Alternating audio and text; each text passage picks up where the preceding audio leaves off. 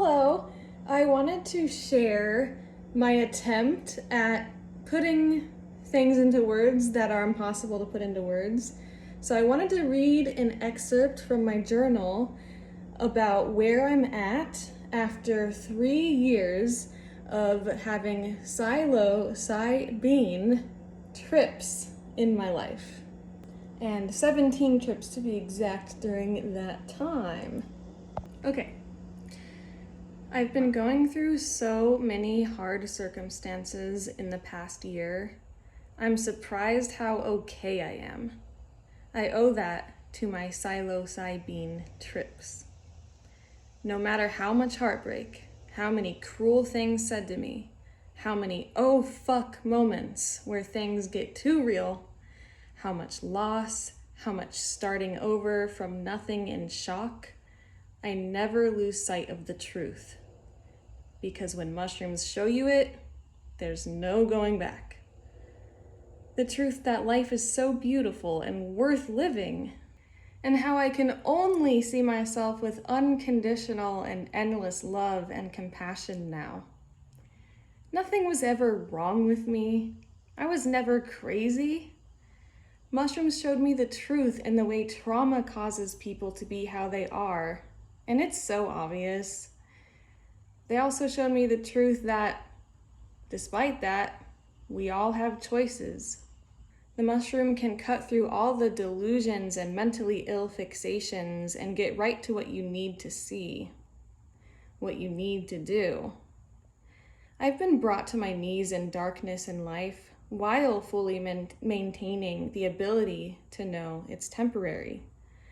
Instead of drowning in hopeless despair that it would last forever and everything's a ruined catastrophe like before. My mind is permanently my friend now. It thinks healthily and clearly now. I can be okay as I face all of life now. No feelings are bad or wrong. It's just important to feel all of them honestly, without stuffing them inside and denying them and all of that. My trip experiences never let me lose sight. I think back to my trip realizations in hard and painful times, and they support me. I think back to them when I've let the doubts of others in again, and they bring me back and remind me to stop doing that. I may want to resist or avoid some feelings and experiences in life, and some trip realizations with all my might when I don't like them. But I've learned to have this courage and willingness to ultimately surrender. I've always been strong, but now, after tripping, I get to be strong and okay. This is medicine. This is real help. And you deserve to know, everyone deserves to know, that this real, effective help exists. Of course, do your own research, prioritize safety, and emphasize properly approaching it, with intention setting, preparation, and especially integration. And get trauma-informed professional help with those things, especially integration, because some really, really difficult things and past traumas and feelings and emotions can come up and, be dredged up to the surface for you to deal with in life for months to follow. And it's really difficult to face your deepest suppressed anguishes on trips sometimes. There's also the most beautiful, peaceful, blissful, more love and peace than you ever thought possible types of experiences, spiritual, mystical experiences where you just connect to the beauty of life. So it's all so worth it, and you need to feel to heal. But it is not something to mess around with, and things could come up that you didn't know. Life-changing information, realizations that you need to make a major change to your life. It can get really difficult. The darkness that you've been avoiding facing your whole life can come up. I think there's a lot of different reasons that the medicine is unfairly demonized, and some of that is based on straight up lies and false information and exaggerations. But I think a lot of why people demonize the medicine is because they don't like what it brings up. And they misplace blame on the medicine when these anguishes and past traumas are really inside of you. It's not in the mushroom, it's just bringing it out of you. And very, very understandably so, people tend to not want to face their darkest childhood traumas and most painful, overwhelming feelings. And frankly, a lot of those lies are based on situations where the medicine was mixed with other things or just not used safely and properly, which, don't do that. I am a spokesperson for the medicine, and I take a very trust the medicine, surrender, it tells you the truth kind of approach to it. But of course, I also take an approach of mindfulness, common sense, and discernment, having help with processing things that come up. And again, this video is for educational and harm reduction purposes only. I'm not telling anyone to do anything, and I'm not telling anyone to or condoning any illegal behavior.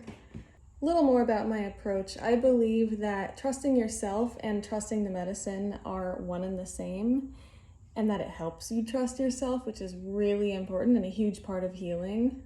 And I believe from my experiences and seeing some of a couple other people that when we are on the medicine, we have access to truth and good mental health in a way that we just simply do not when we are sober. On the other side, we also do on the medicine get access sometimes to perspectives and thoughts that are not healthy and very dark because they were created in traumatic events.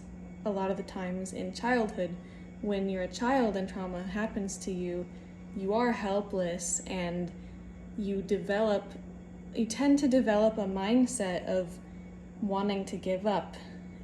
In my experience, the medicine tends to present those to you with the knowledge that they are from trauma and they are from how you felt back then when those things happened. They come up to be truly understood and dealt with and healed.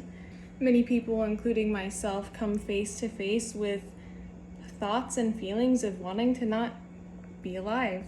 And that's why I emphasize the importance of speaking about this and integrating what comes up on a trip with trauma-informed professionals.